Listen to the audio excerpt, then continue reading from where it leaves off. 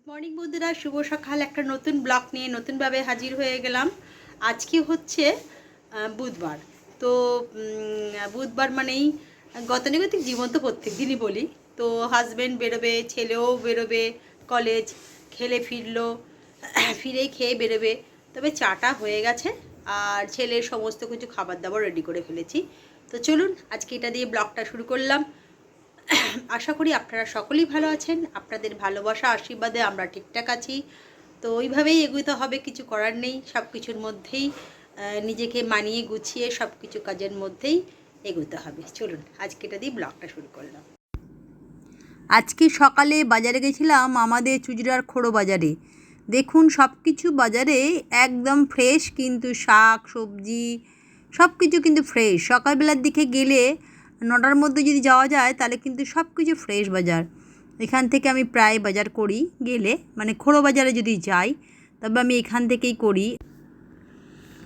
এই যে দেখছেন, আজকে আমি মাছ বাজারে গেছিলাম খোড়ো বাজারে।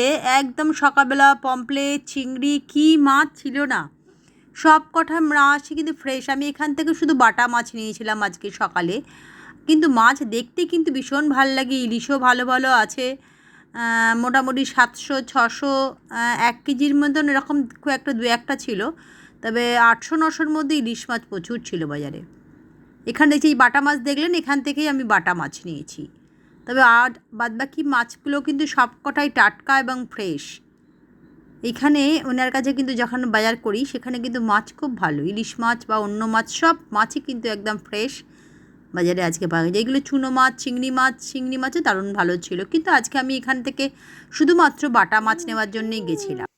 ছেলে 8টার মধ্যে বেরিয়ে যাবে, ওর জন্য কিন্তু সকালে জলখাবারের মুসলি রেডি, আর টিফিনে দিয়ে দিচ্ছি আলু ভাজা, রুটি আর ডিম সেদ্ধ। এই দিয়ে ওই কলেজের টিফিন নিয়ে চলে যাবে। আজকে সকালেও আমার হাজব্যান্ডকে টিফিনে দিয়ে দেবো রুটি, পটল ভাজা আর আলু ভাজা। কেননা বাইরে না গরমে খাবার তরকারি দিলে নষ্ট হয়ে যাচ্ছে, ভাজা দিলে খাবারটা নষ্ট হয় না। চলুন ওকে টিফিনটাও দিয়ে দিই, তারপরে লাঞ্চের ব্যবস্থা করছি। আজকে ঝোল করেছি আলু পটলে। তো আলু পটলটাকে সেটা আর দেখানোর সময় হয়নি, এখন শুধু সাঁতলাবো। তো জিরে, শুকনো লঙ্কা আর কী যেন তেজপাতা দিয়ে ঝোলটা, এই যে ঝোলটা আলু পটলের মোটামুটি আদা আর শুধুমাত্র টমেটো দিয়ে নুন হলুদ দিয়ে করেছি। তো এবার সাঁতলাবো।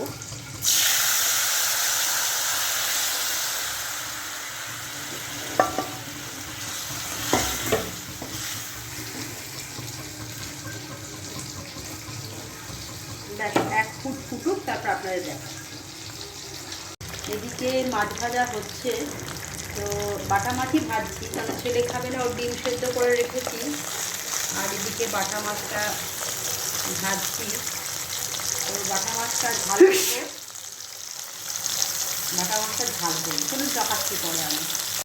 আজকের দুপুরের লাঞ্চে ভাত তো করেছি শুধু আমার হাজব্যান্ডের জন্য, ছেলে তো টিফিন নিয়ে চলে গেছে। আর হচ্ছে কী যেন পেঁয়াজি করেছি, পটল সর্ষে করেছি বেশ মাখো করে, আর ঝোল করেছি। অনেকদিন ঝোল খাবার ইচ্ছা ছিল, আলু পটলের ঝোলও করেছি, আর এখানে মাছ ঝাল।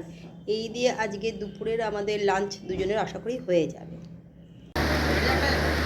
আজকে যখন আমি হাওড়া থেকে ফিরছিলাম, দেখতেই পাচ্ছেন প্রচুর মুষলধারে হঠাৎ বৃষ্টি নেমে গেল। এতটা মুষলধারে বৃষ্টি যে মানে না দেখলে বিশ্বাসই করতে পারে না। 1 থেকে 1.5 ঘন্টা, না হলে 1 ঘন্টা 10 মিনিট মতন এখানে ঝেঁপে বৃষ্টি হয়েছে। আর বৃষ্টিটা যখন হচ্ছিল না, পুরো সাদা হয়ে গেছে, একদম সাদা। দেখতেই পাচ্ছেন আমি স্টেশনে চলে এসেছি, হাওড়া স্টেশনে। তখন প্রচুর বৃষ্টি হচ্ছে, মেট্রো থেকে বেরিয়ে এলাম। তো দেখুন কী অবস্থা, চারিদিকে একদম সাদা মুষলধারে বৃষ্টি হচ্ছে। বেশ অন্যরকম একটু লাগছিলো, তাই আমি নিজেও উপভোগ করছিলাম, আপনাদেরও তাই একটু দেখালাম যে বৃষ্টিটা কী সুন্দর হচ্ছিল।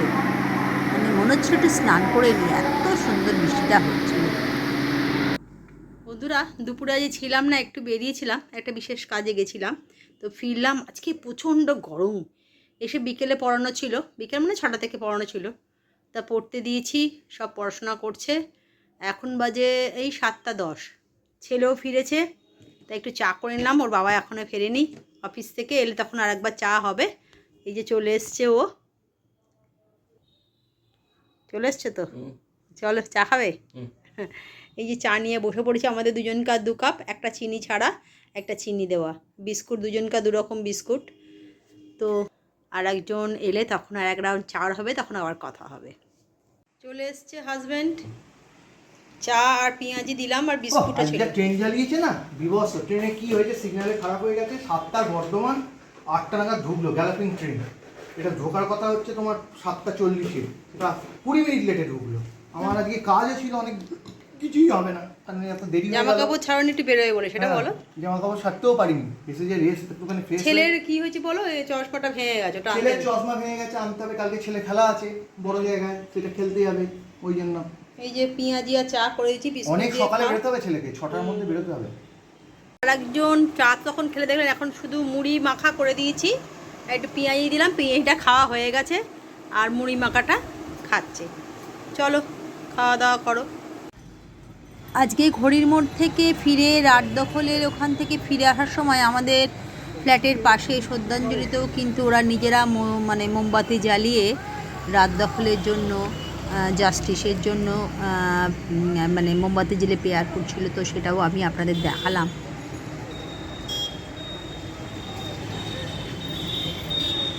বন্ধুরা একটু আগে মানে এখন 10:30 বাজে চললো, তো 9টা 10-15 আমি পড়িয়ে টড়িয়ে উঠে আমি আর আমার হাজব্যান্ড একটু বেরিয়েছিলাম। আমার ছেলেটার চশমাটা ভেঙে গেছিলো, তো চশমাটা ডাঁটিটা একটু খুলে গেছিলো, ওটা ঠিক করাতে গেছিলাম।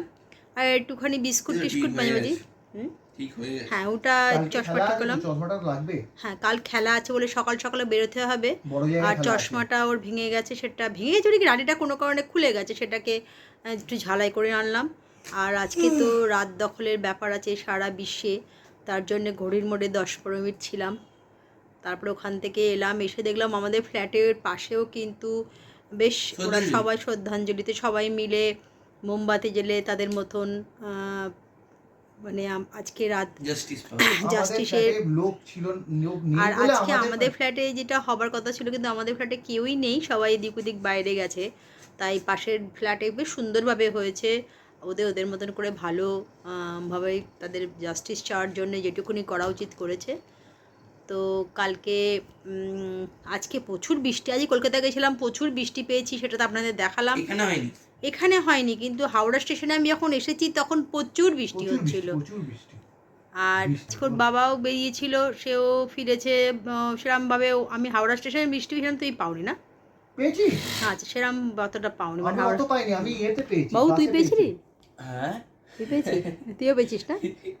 মেট্রো থেকে বেরিয়ে ছাদা আটকাতে পারছি না। আচ্ছা তোর চশমা ঠিক হয়ে গেছে? হ্যাঁ ভেঙে গেছিলো তো, ভেঙে যায়নি, চশমাটা খুলে গেছিলো। হ্যাঁ কোনার ডান্টিটা খুলে গেছিলো। আর ওই দুটো চশমা কিন্তু ওর হচ্ছে সবসময় পরার জন্য খেলার, ওই চশমাটা তো কাচের। হ্যাঁ ওটা কাচের, তো যদি কাল খেলতে যায়। হ্যাঁ আর এটা ফাইবারের বলে ওর খেলতে গেলে সুবিধা হয়, ভয় লাগে না।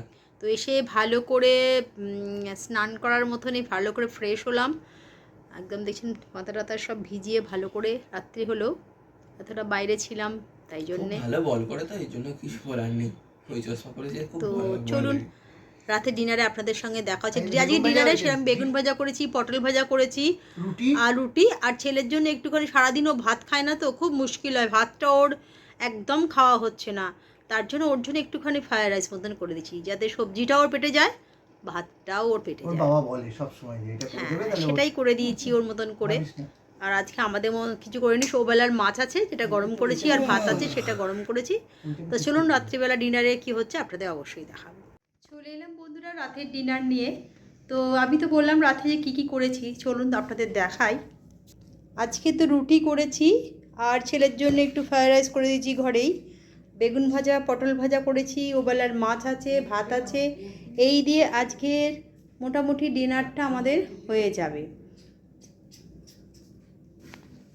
তো চলুন ব্লগটাকে বাড়াচ্ছি না, যদি ভালো লাগে লাইক কমেন্ট শেয়ার করতে হবে। কালকে একটা নতুন ব্লগ নিয়ে হাজির হয়ে যাব, তবে একটা কথা না বললেই নয়, যেটুকুনি পারছি দেখানোর চেষ্টা করছি। ভালো ব্লগ অবশ্যই খুব শিগগিরই আনবো। এই যারাজন চলে এসছে, খেয়ে তাড়াতাড়ি শুতে হবে, কারণ কালকে সকালে খেলতে যাবি, অনেক ভোরেই বেরোবে, কালকে দমদমে ওর ম্যাচ আছে, সকালেই বেরিয়ে পড়বে।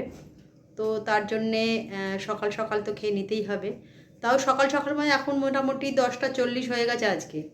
তো চলুন, যারা যারা আমার ফেসবুকটা দেখছেন তারা অবশ্যই ফলো করবেন, আর লাইক কমেন্ট শেয়ার তো করতেই হবে। আর প্রতিদিনকার মতন বলি, শান্তির রান্নাঘর, তাই তো? শান্তির লাইফস্টাইল। প্রত্যেক দিন ভুলে যায় আমার, শান্তির লাইফস্টাইল বা শান্তির রান্নাঘর আমি দেখেছি কিন্তু লেখা থাকে। তো সেই বোন আমায় প্রত্যেক দিন কমেন্টস করে, আর অভিজিৎ দা অর্থাৎ ননিদাও প্রত্যেক দিন তার মতন করে কমেন্টস করেন, ভালো খারাপ রান্না তো খুব প্রশংসা করেন। একদিন আসবেন দাদা, নিমন্ত্রণটা রইল। তো চলুন, আপনাদের ভালোবাসা আশীর্বাদ আছে বলে একটু করে এগোচ্ছি। আর কালকে আবার দেখা হবে, আবার কালকে কথা হবে। Tata, good night. Good night.